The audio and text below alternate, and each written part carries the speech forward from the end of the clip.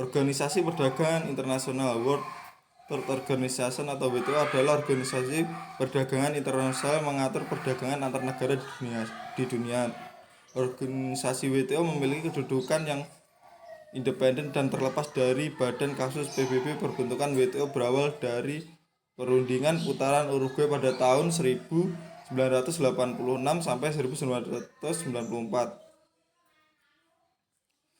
Tujuan dalam buku GATT dan WTO atau Sistem dan Lembaga Internasional di Bidang Perdagangan 1996 karya Karto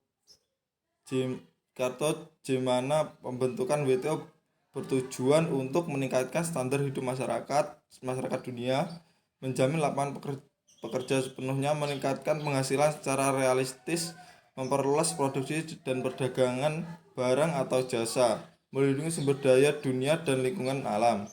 Tugas pokok dan fungsi dilansir dari situs resmi World Trade Organization berikut. Tugas pokok dan fungsi WTO: mengelola perjanjian perdagangan internasional menjadi forum untuk negosiasi perdagangan internasional, menangani sengketa perdagangan internasional, mengawasi berjalannya kebijakan perdagangan nasional, memberi bantuan teknis dan pelatihan untuk negara berkembang, melakukan kerja sama dengan organisasi internasional lain seperti IMF dan Bank Dunia. Faktor-faktor yang mendorong globalisasi. Faktor pendorong globalisasi adalah teknologi informasi dan komunikasi. Ini memicu hadirnya hubungan dari negara lain karena faktor saling membutuhkan untuk memenuhi kebutuhan dalam suatu negara.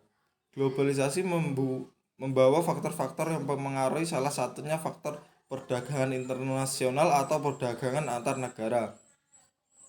Faktor penyebab globalisasi: perkembangan ilmu pengetahuan dan teknologi yang pesat, sistem ekonomi yang terbuka, adanya kebebasan pers dan media, meningkatkan peran lembaga internasional, kemajuan di bidang transportasi, terwujudnya perdagangan bebas, pola pikir masyarakat yang lebih maju, merayaknya kerjasama internasional antar negara.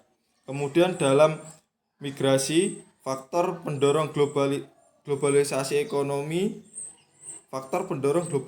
ekonomi. Faktor perdagangan internasional dipicu untuk memenuhi kebutuhan barang dan jasa dalam negeri. Faktor kedua ialah keinginan untuk memperoleh keuntungan dan meningkatkan pendapatan negara. Faktor ketiga merupakan perbedaan kemampuan dalam penguasaan ilmu pengetahuan dan teknologi dalam mengelola sumber daya ekonomi. Faktor keempat dipicu karena kelebihan produk dalam negeri sehingga perlu meningkatkan pasar baru untuk menjual produk. Faktor kelima dipicu karena perbedaan keadaan iklim, sumber daya manusia, dan budaya. Faktor keenam ini dipicu karena adanya kesamaan selera terhadap suatu barang antar negara satu dan negara lainnya.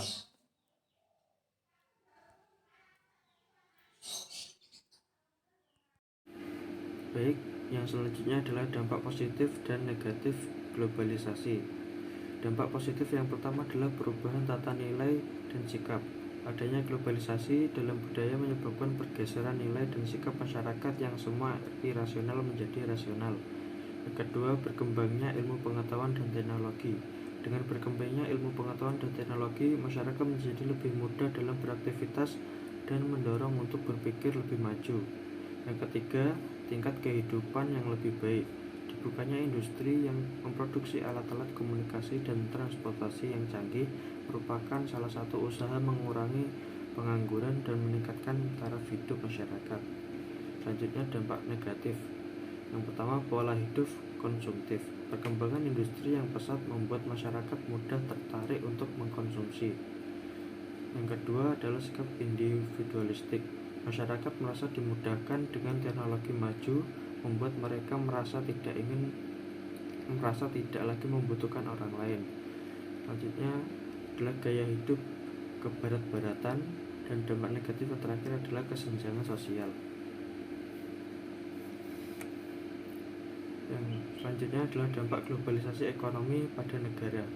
Globalisasi ekonomi telah mendorong integrasi ekonomi global yang didorong oleh aliran uang dan informasi pada satu sisi, dan perdagangan dan investasi pada sisi yang lain. Dewasa ini beberapa pusat dunia seperti pasar interbank London menangani lebih banyak uang daripada yang dibutuhkan untuk membiayai real ekonomi dalam perdagangan dan investasi internasional. Sementara aliran informasi, telekonferensi, meeting, seminar, dan telekomunikasi baik melalui telepon, fax, dan bentuk-bentuk komunikasi lain yang diciptakan oleh teknologi baru telah melebihi aliran uang dalam pembayaran dan keuntungan.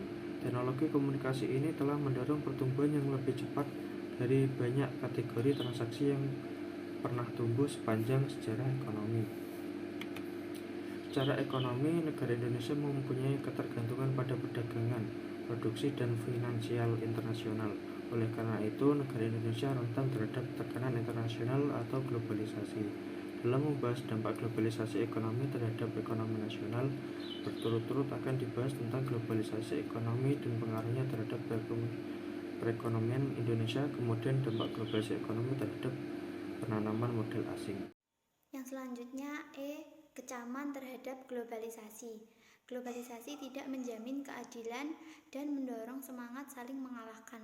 Alasan lain yang menyebabkan orang takut pada globalisasi ialah proses globalisasi lepas dari kontrol siapapun, di mana pasar tanpa wajah akan muncul menjadi sebuah kekuatan raksasa yang mampu menenggelamkan semua kepedulian terhadap buruh dan masalah sosial lainnya. Globalisasi hanya menciptakan kesempatan bagi yang memiliki akses pada institusi-institusi global, tetapi di sisi lain mengeksploitasi dan memarginalkan pihak-pihak yang tidak memiliki akses. Globalisasi juga mempengaruhi percepatan degradasi lingkungan. Kemudian yang selanjutnya poin F, bangkitnya nasionalisme, perlunya Indonesia mengambil sikap. Setiap negara tentu selalu mengedepankan kepentingan nasional dan karena itu konsep nasionalisme ekonomi bisa ditemukan di negara manapun. Bahkan di Amerika Serikat yang dianggap selalu berorientasi pasar bebas atau dengan slogan Buy American atau panggilan untuk mengonsumsi produk-produk Amerika Serikat. Misalnya adalah salah satu contohnya upaya mendorong konsumsi produk nasional ini juga banyak dilakukan di negara-negara lain, termasuk di Indonesia. Untuk memastikan bahwa nasionalisme ekonomi di Indonesia bisa benar-benar mencapai kepentingan nasional, semangat nasionalisme ekonomi ini perlu diterapkan serta disikapi secara bijak dan pada porsinya. Penerapan nasionalisme ekonomi yang kurang tepat justru bisa menghambat pertumbuhan ekonomi dan pada akhirnya tidak sejalan dengan upaya membawa kesejahteraan bagi seluruh rakyat Indonesia.